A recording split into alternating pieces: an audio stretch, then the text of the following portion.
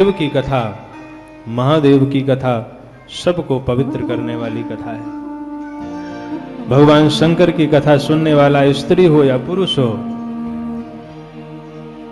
प्रश्न करने वाला हो या उत्तर देने वाला हो या सुनने वाला हो, सबका कल्याण कर देती है।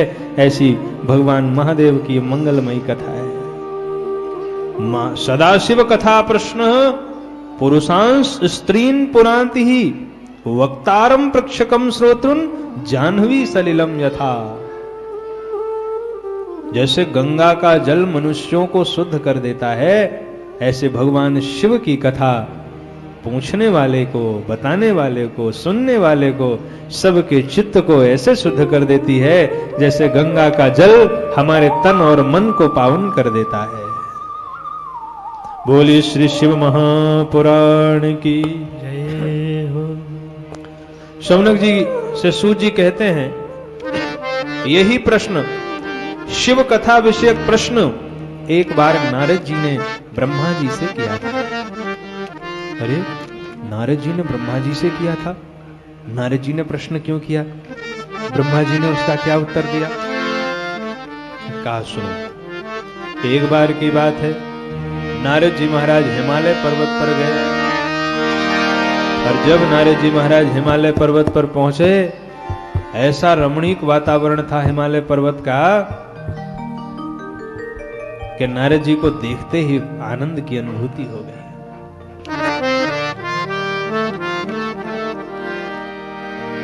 हिमशैल गुहा काचित एका परम शोभना,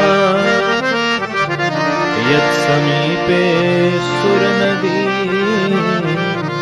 सदा बहति वेगतः। श्री नारद जी जब पहुंचे हैं हिमालय, गंगा जी की कल कल कल्लोल करती धारा बह रही है, वहां एक बड़ी सुंदर गुफा है और वहीं श्री नारद जी महाराज गए हैं।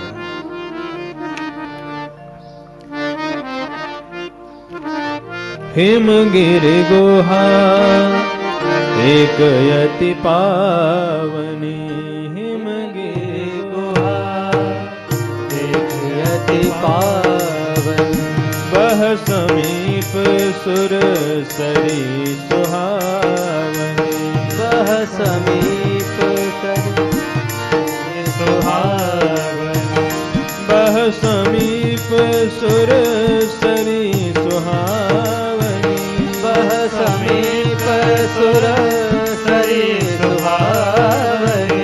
हिमगिरि गुहा एक यति पावनी, हिमगिरि गुहा एक यति पावनी।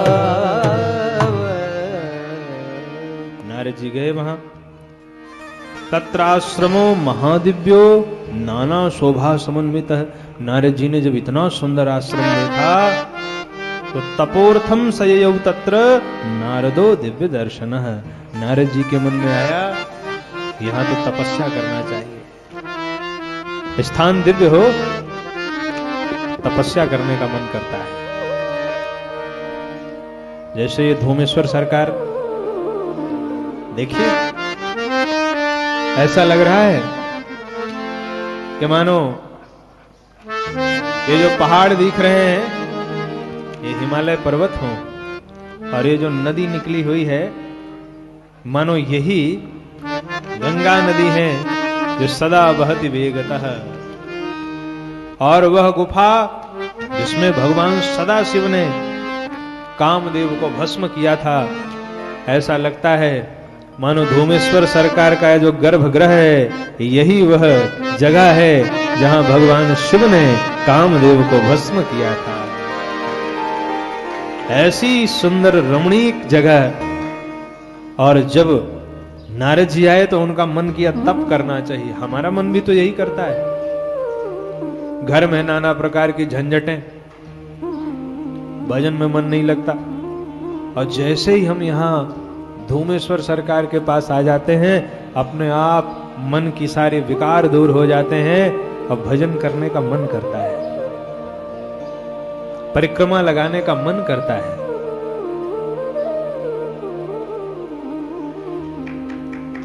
तो ये वो पावन पुनीत भूमि है।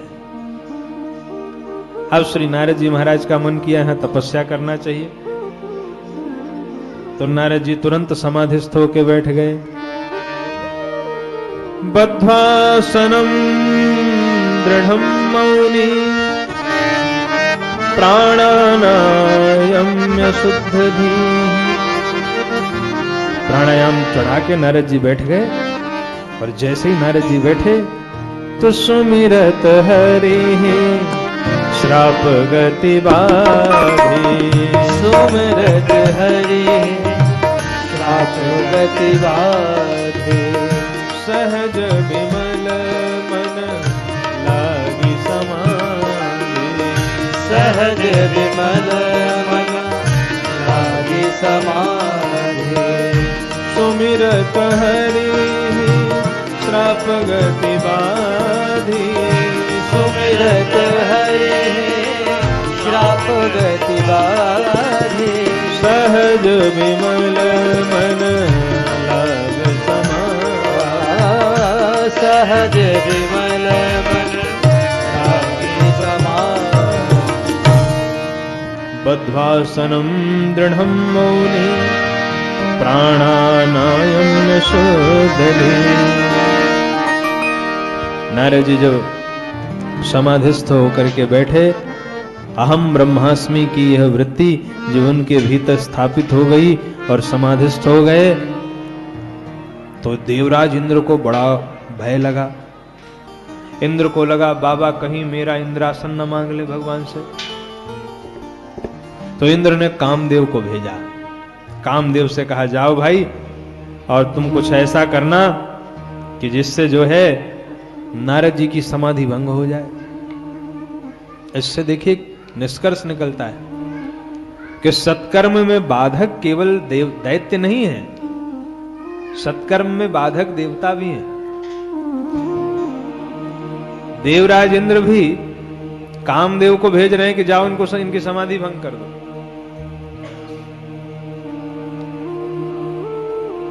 कामदेव आया, और कामदेव ने आकर के ऐसी काम कला दिखाई,